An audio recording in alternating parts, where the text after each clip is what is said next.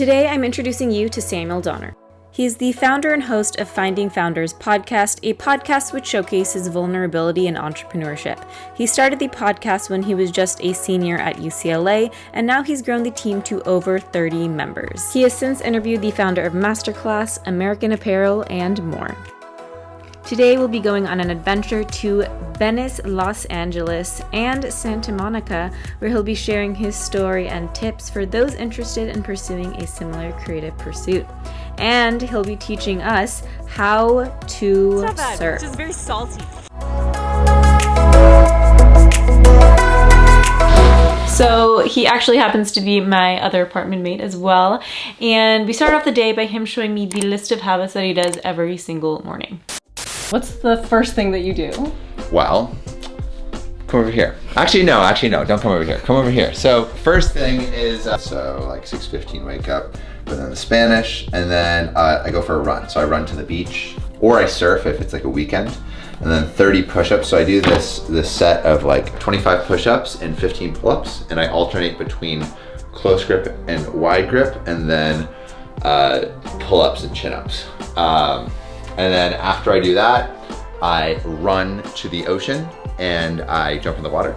And then I get out, then I meditate for a little bit, and then I run back. Or I'll probably talk to a few people on the way. Oh, and then also when I come back, I'll be reading. I do this reading exercise before each session of reading, where it's like you read for 4 minutes regularly, then you mark where you started, where you finished, and then you read the same thing in 3 minutes, and the same thing in 2 minutes, the same thing in 1 minute, and basically that helps you speed read. And the book I'm reading right now is Bowling Alone. He showed me more of his collection of books, and he actually told me he wasn't super into reading before. But then I got into it, and I haven't read all these books yet, but I've read up to here. We then headed to the Venice Canals, but on a bike, of course. Sam only rides bikes. He actually doesn't ever drive. Do you only bike everywhere, Sam? Yes. What do you love about biking? Well, good for the environment, good for me, keeps me happy.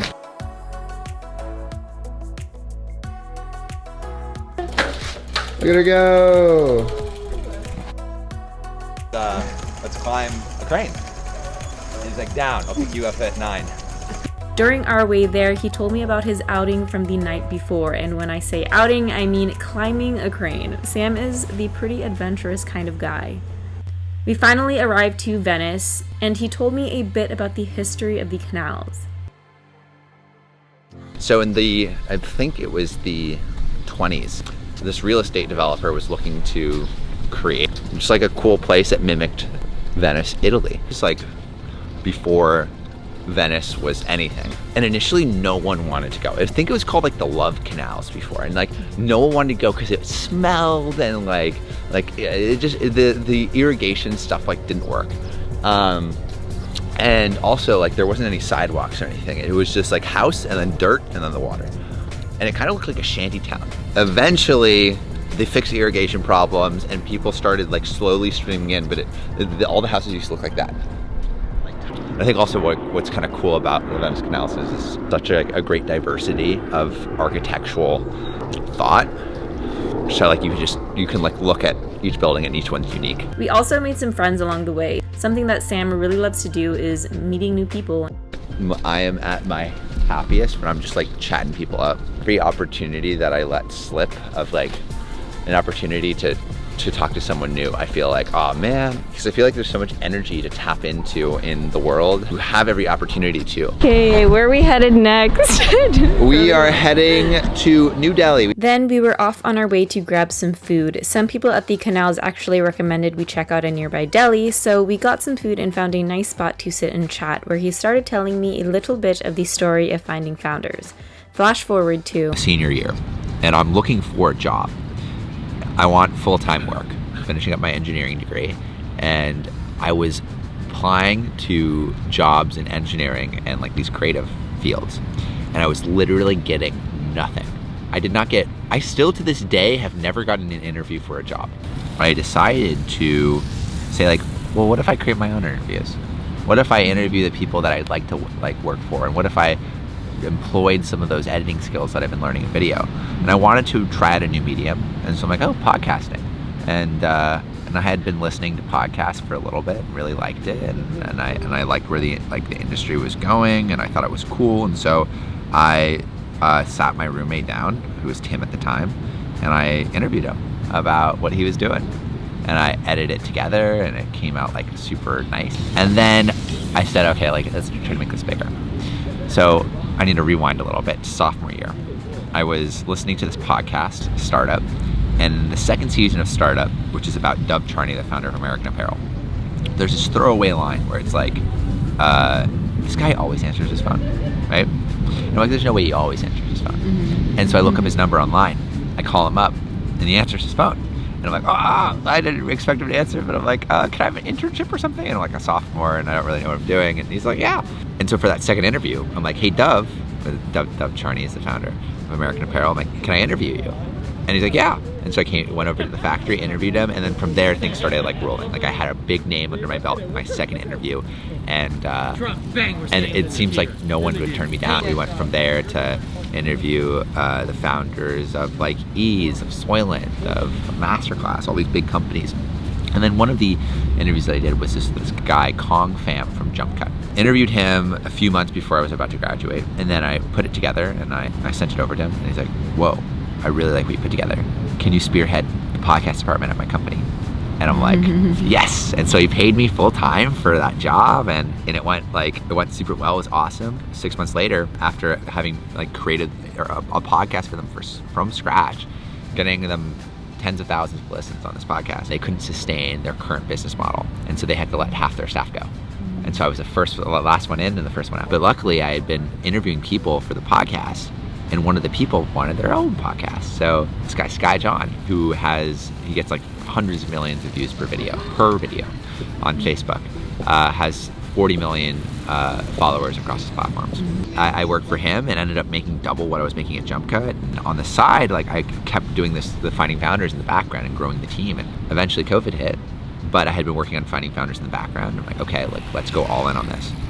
And so I did, and we started growing the team. It grew from me through 2 people to 3 people to 4 to 6 to 10 to 20 to 30 now, and we just started cranking out episodes. And eventually one of the people that I made an episode for said, hey, can you make me a TV show?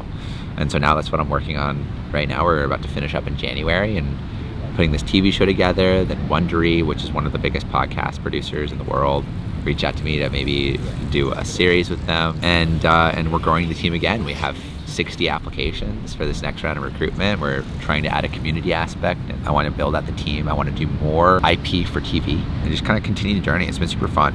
So that's the story. That's awesome.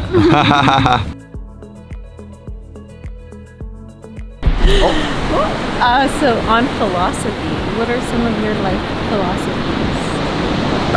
Do you have any? Removing needs. I want to be as happy as I can be with the least amount of things. Another one is just like living your truth. Like whatever you want to do, just going for it. And I feel like that's what I've been trying to do. Also, leading with love. Really trying, like I feel like I want to really consciously just give as much as I can to people. Yeah.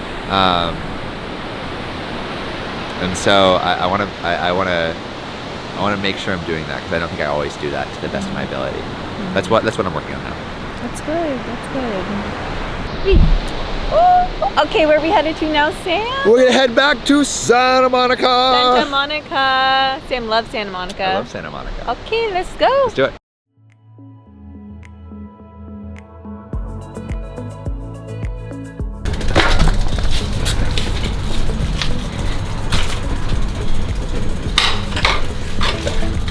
There we go. Quick. We're going surfing.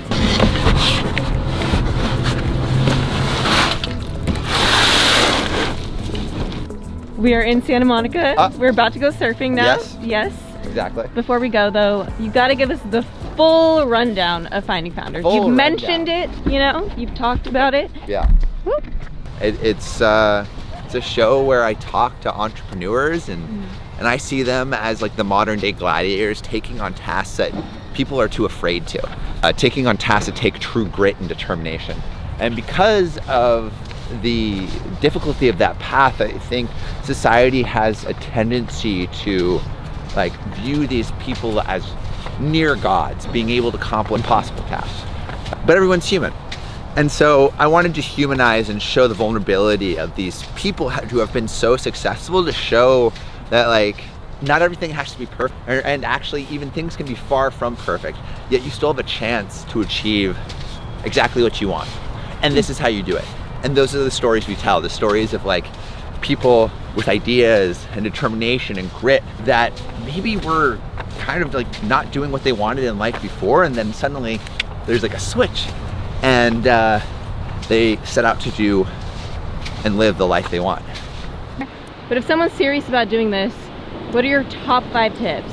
Top 5 tips: make yourself accountable, surround yourself with people who can help you, surround yourself with people who want to work on the project with you, make sure you hold others accountable so you can consistently create, and don't be afraid to put things out there. I'd say put it out quickly, fail fast, and then iterate. Yeah. No idea how to surf. Never been surfing. How do you start? Oh yeah, you've never been surfing? I've never been surfing. Surfing really is about push-ups when it comes down to it. Push-ups and paddling. But first, when you're paddling, the wider you spread your legs, the more balance you'll have. Usually what I'll do is I'll just have them a little bit apart when I'm paddling, thus I have more balance. All right, then you're gonna paddle.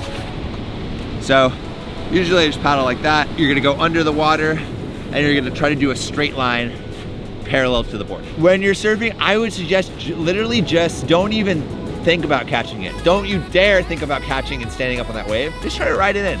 Feel what it feels like to paddle for a wave, the energy take you, and then maybe it pushes you over and you have a little bit of momentum. Maybe you don't get all the way through and you fall a little bit behind.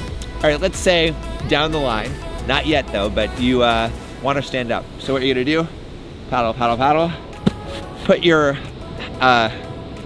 hands like right around nipple area, and then you're gonna push up, and at the same time, you're gonna put your legs underneath you. So like kind of like a burpee. So it looks like this.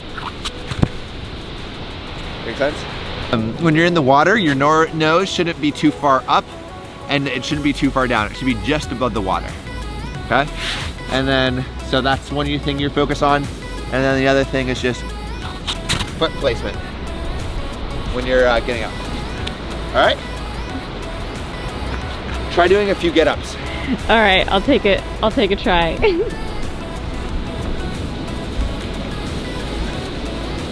And try to get up. Great. Do I need to do it quicker though? Yes, but Okay. don't try to get up first. Just try to boogie board. Okay. That's it. All right. Let's go.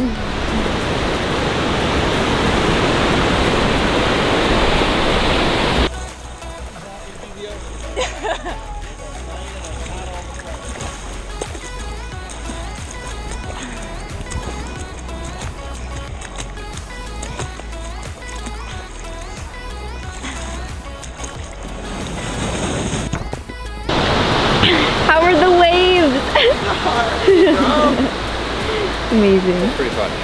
Fun. Pretty fun. Pretty fun.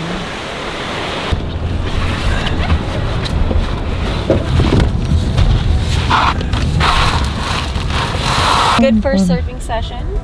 Sam's a pretty good teacher. I'm, you know, I'll get better with time. Yeah, you just gotta get paddling down, I and just then gotta get the paddling done. and then we'll work on the next thing, Exactly. the next evolution. I'll be a professional in no time. Alright guys, so that is it for this video. Hopefully you enjoyed it. Hopefully you learned a bit about Sam and he inspired you to also go do something that you're passionate about. Go after your dreams.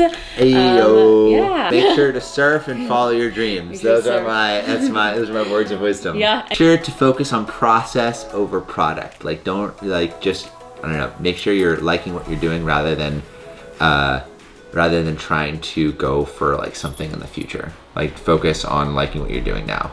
Sure. Make sure to like the video if you liked it and subscribe to join the Global Dream Team community. Bye guys. See you in the next one.